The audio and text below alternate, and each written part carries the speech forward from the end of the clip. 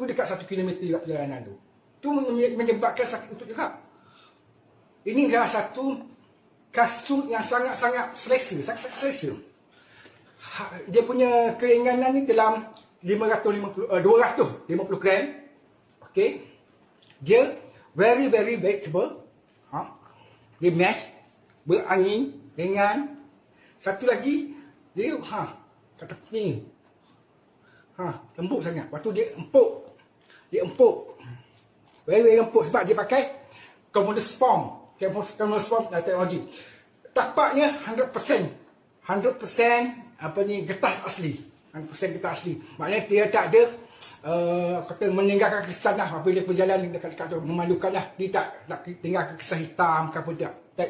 Itu memalukan kita lah. Tak, kasut ni memang ringan. Memang sangat-sangat selesa. Dan sesuai juga nak hadiahkan pada atuk-atuk. Ada ayah-ayah yang sakit lutut.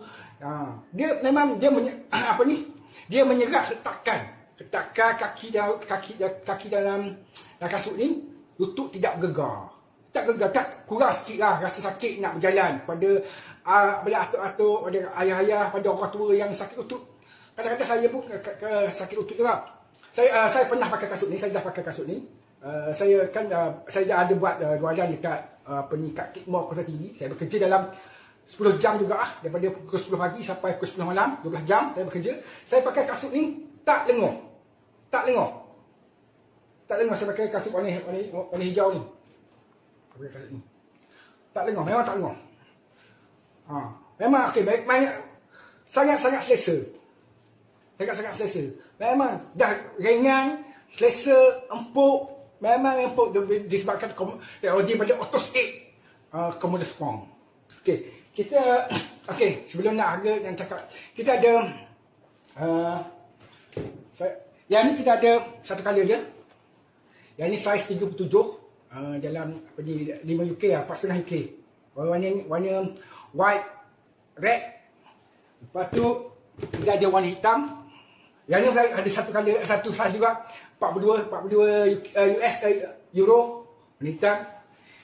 Okey, yang ni ada banyak saiz. Nanti saya letak dekat saya punya tu lah.